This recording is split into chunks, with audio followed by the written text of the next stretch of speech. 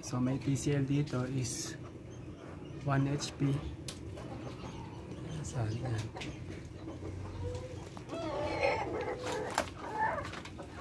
Inverter. Kung nakikita nyo, malinis siya sa loob niya. So laging ganun. Dapat laging malinis yung natin, aircon natin. Kasi pag malinis yun, mas safe siya. Hindi siya basta masisira. Okay. So yan. Lagi natin ingatan, lagi natin papalinis. Dapat nga every 3 months nililinisin natin yan para hindi na siya magdumi. Hindi na ma-stock na madumihan siya. So tuloy-tuloy pa rin siya.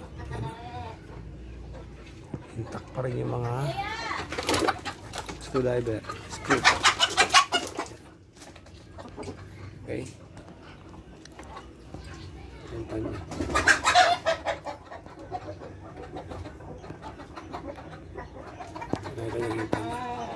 Yung pan nito is 3 blade. So ayan. Lagi natin papalinisan. Huwag yung hayaan madumihan siya. Kasi kung madumi yan, masisira ang aircon nyo. Sayang. Dapat nga every 3 months nililinis na yun. So, pero mag-aircon kayo, maintain nyo ng every 3 months ang linis. Pag araw-araw ginagamit every 3 months. Huwag nyo nang hintayin pang magano. Pag nakita nyo, diba? Yun, nakikita nyo, yun. Nakikita nyo, butas siya. Yun, kita yung kabila. Kita yung kabila. Okay. So, ganun. Ayan. Yung sensor ng humidity is okay pa naman. Dapat nililinis siya palagi yung mga outdoor nyo. Yung outdoor miski every 3 months. Yung indoor siguro every sama na rin, sabi nyo na rin. Pero mga pwede yung mga 8 months, 6 months ganyan. Pero kung outdoor kailangan to araw-araw, almost 3 months to 3 months. Ganyan patagal kasi masisira talaga yan. Tapos magtataka sila ng aircon nyo, papagawa ko yun, napakamahal. Lalo pag mga inverter, mahirap gawin to. Kailangan isa magastos kayo na napakamahal. Ilan nyo sa panlilinis ng aircon ng outdoor nyo. Kasi hindi nyo dilinisan yan, gastos yan. Sobrang gastos. Okay. So yan, pagka ito sobrang dumi ng aircon, mag-yelo dyan, mag-aalo dyan, mag-nalangis dyan, tutuloy langis, sobrang dumi. So lagi kayong maglilinis ng aircon. Dapat i-maintain yung laging kita yung loob. So nito yun diba? Nakita niya pa yung loob yun nakita niya pa yung pan yun kita pa siya. Dapat always linis.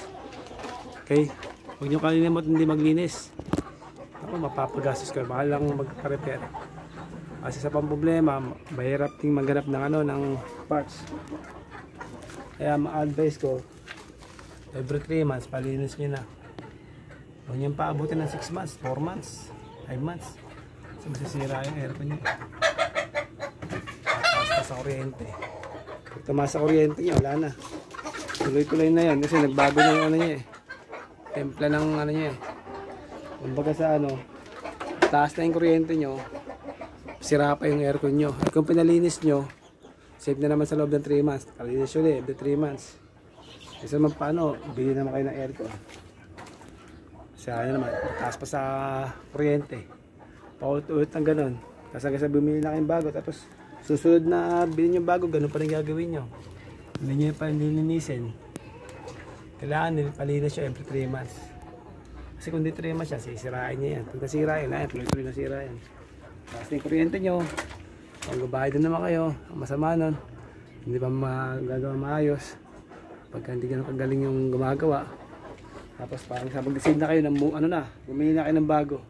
So imbis na yung bago na yan pinalinis nyo lang sana, ang ba pa yung takbo ng aircon nyo, tuloy-tuloy. Basta mga shoutout sa mga gumagawa ng lagi nagpapalinis ng aircon. Comment down below.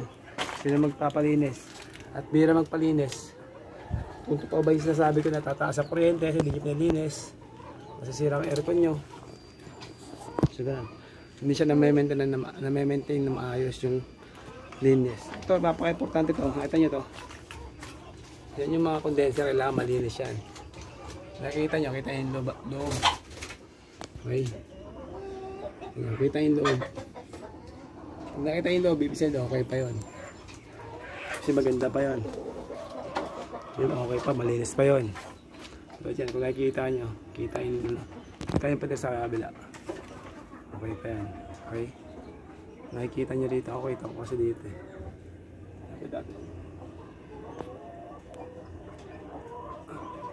So yun o. So yun lang. Lagi palinis yung aircon nyo kasi hindi nyo palinis yung aircon nyo, wala. Ang mangyayari dyan, masisira yun.